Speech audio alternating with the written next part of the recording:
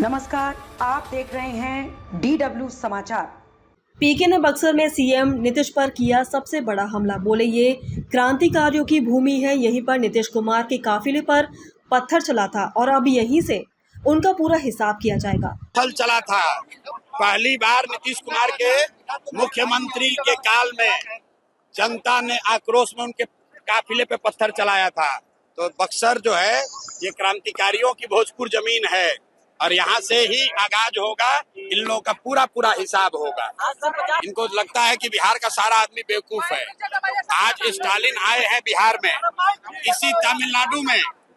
पीके ने तमिलनाडु के CM Stalin के बिहार दौरे पर किया हमला। बोले जब तमिलनाडु में बिहार के बच्चों को पीटा गया तब स्टालिन कहाँ थे? उनका यहाँ आकर वोट मांगना बिहारियों के मुंह पर तमाचा है। आज स्टालिन आए हैं बिहार में, इसी तमिलनाडु में बिहार के बच्चों को मारा गया। उस समय स्टालिन कहाँ थे? और आज स्टालिन आकर बिहार में घूम रहे हैं, वोट मांग रहे हैं। तो ये बिहार के लोगों के मुंह पर तमाचा है कि जो हम लोग के बच्चों को महाराष्ट्र में, तमिलनाडु में, तेलंगाना में गाली देता है, थप्पड़ मारता है। नीतीश के मंत्री श्रवण कुमार पर हुए हमले को लेकर बोले पीके, नीतीश कुमार की सरकार ने छात्रों, आंगनबाड़ी और आशा सेविकाओं, मुखिया, सरपंचों को पटना में पीटा। अब जनता की बारी है। जब ये वोट मांगने जाएंगे तो जनता इन्हें दौड़ाकर भगाएगी। आज से 6 महीना पहले से मैं कह रहा हूँ कि जिस तरीके से बिहार सरकार ने बिहार के हर वर्ग पर लाठी चलाई है, बच्चों को मारा, अभ्यर्थियों को मारा, आशा को मारा, आंगनवाड़ी वर्कर को मारा, मुखिया सरपंच को पटना में पीटा। अब जनता की बारी है। जब ये नेता गांव में आएंगे वोट मांगने तो जनता इस बार पूरा हिसाब करेगी। और इनको आपने देख लिया, शुरुआत हो गई, अभी चुनाव की घोषणा नहीं हुई है। जन सुराज के सूत्रधार प्रशांत किशोर अपनी बिहार बदलाव यात्रा के क्रम में आज बक्सर में बिहार बदलाव जनसभा करने पहुंचे। राजपुर में धनसोई हाई स्कूल मैदान में जनसभा को संबोधित करने के बाद उन्होंने पत्रकारों से बात करते हुए सीएम नीतीश कुमार पर सबसे बड़ा हमला किया। उन्होंने कहा कि बक्सर का यही इटाढ़ी का इलाका है जहां मुख्यमंत्री नीतीश कुमार पर उनके शासनकाल में पहली बार काफिले पर पत्थर चला था। ये वही क्रांतिकारी धरती है जहां से ही इनके विरोध का आगाज होगा। आने वाले दिनों में इनका पूरा हिसाब होगा। वहीं कांग्रेस के वोटर अधिकार यात्रा में तमिलनाडु सीएम स्टालिन के शामिल होने पर प्रशांत किशोर ने तीखा हमला करते हुए कहा कि यह दिखाता है कि बिहार के प्रति कांग्रेस जैसे बड़े राजनीतिक दलों का क्या नजरिया है। उनके राज्य में बिहार के बच्चों को मारा गया तब वो कहाँ थे? आज उनकी इतनी हिम्मत है कि बिहार में आकर घूम रहे हैं और वोट मांग रहे हैं। ये बिहारियों के मुंह पर तमाचा है और बताता है कि कांग्रेस और तेजस्वी यादव का चरित्र क्या है। भाई आप भूल गए हैं, यही बक्सर इटाढ़ी है जहां पहली बार नीतीश कुमार के काफिले पर पत्थर चला था। ये वही धरती है जहां नीतीश कुमार के काफिले पर पत्थर चला था। पहली बार नीतीश कुमार के मुख्यमंत्री के काल में जनता ने आक्रोश में उनके काफिले पे पत्थर चलाया था।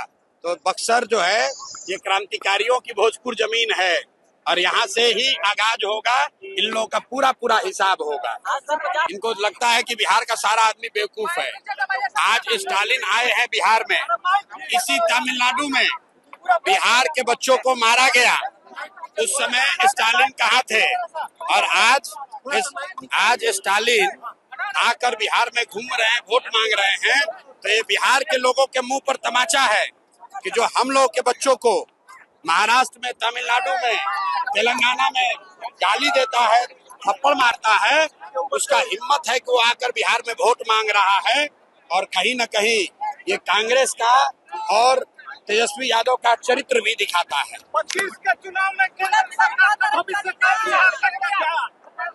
भैया बिहार से बिहार के बच्चों का भविष्य तय होगा।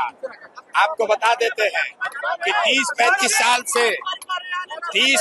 साल से जो भाजपा के डर से लालू और लालू के डर से भाजपा नीतीश को वोट मिलता रहा है, वो कहानी खत्म। अब बिहार के जनता के सामने सीधा विकल्प है, जन सुराज का विकल्प अपने बच्चों के लिए पढ़ाई और शिक्षा का विकल्प।